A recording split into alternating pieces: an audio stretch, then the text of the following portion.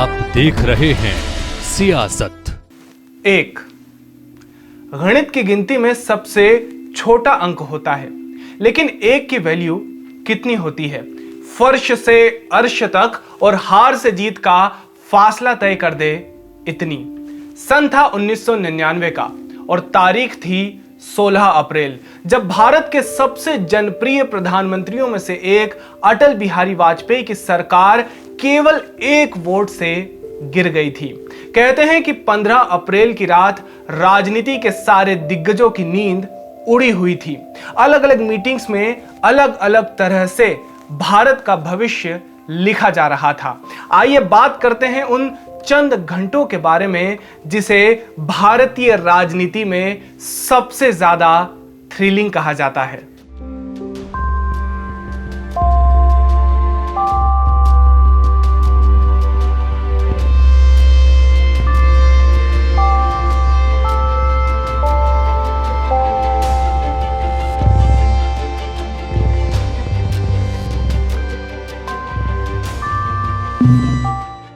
लाल button दबाओ।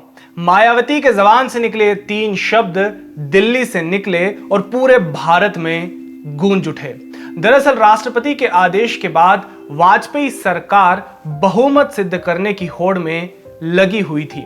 सूत्रों की माने तो सरकार की तरफ से बीजेपी सांसद रंगराजन ने मायावती को मनाने के लिए यहां तक आश्वासन दे दिया कि अगर उन्होंने पहले से तय की गई स्क्रिप्ट पर काम किया तो वो शाम तक उत्तर प्रदेश की मुख्यमंत्री बन सकती है।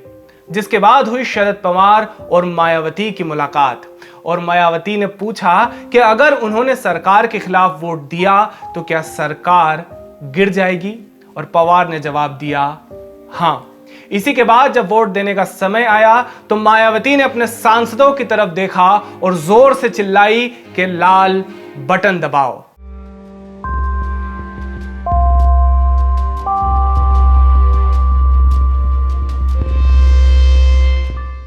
सदन की सारी नजरें इलेक्ट्रॉनिक स्कोरबोर्ड पर टिकी हुई थी और परिणाम आने पर पूरा सदन अचंभित रह गया, क्योंकि वाजपेयी सरकार के पक्ष में 269 और विपक्ष में 270 मत पड़े थे।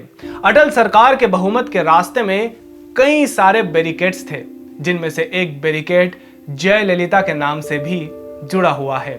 दरअसल जयललिता चाहती थी कि उनके खिलाफ सारे मुकदमे वापस ले लिए जाए, तमिलनाडु की करुणानिधि सरकार को बर्खास्त कर दिया जाए और सुब्रमण्यम स्वामी को वित्त मंत्री बनाने की भी मांग की गई थी। असल में जयललिता चाहती थी कि उनके खिलाफ चल रहे इनकम टैक्स केसों में उन्हें मदद मिल सके, इसीलिए उन्होंने अटल सरकार को समर्थन देने के लिए ये मांगे उनके सामने रख दी थी। लेकिन अटल बिहारी वाजपेयी इन मांगों के लिए राजी नहीं हुए और 6 अप्रैल को जयललिता के सभी मंत्रियों ने वाजपेयी को अपना इस्तीफा दे दिया।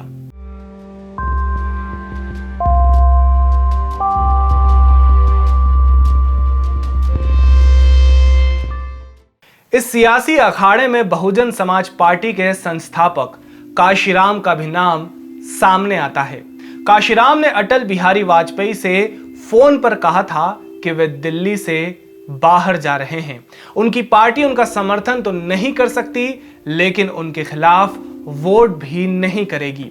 जिसके बाद मतदान के कुछ घंटे पहले देर रात को बीएसपी के सांसद आरिफ मोहम्मद खां और अकबर डंपी ने मायावती को फोन पर कहा कि अगर उन्हें बीजेपी की सरकार को बचाते हुए देखा गया तो उनके मुस्लिम मतदाता इसे पसंद नहीं करेंगे। मायावती ने रात 2 बजे डंपी और आरिफ को फोन कर बताया कि वोट करते समय उनकी चिंताओं को ध्यान में रखा जाएगा। इस बीच सोनिया गांधी ने भी मायावती को खुद फोन किया और अटल सरकार को गिराने का यहां पर पूरा खाका तैयार कर लिया गया।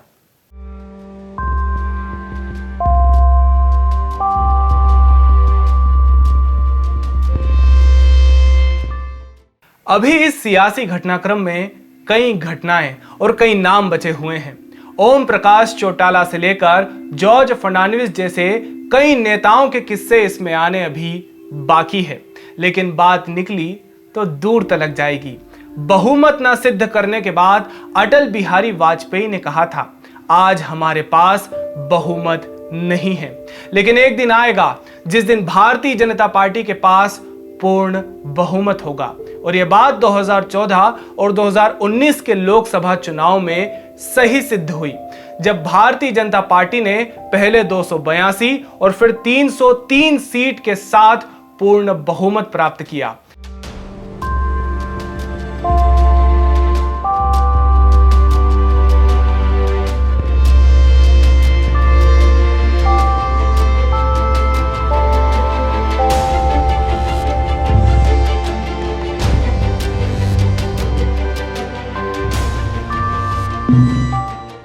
अटल जी की इन पंक्तियों के साथ आपसे विदा लेते हैं।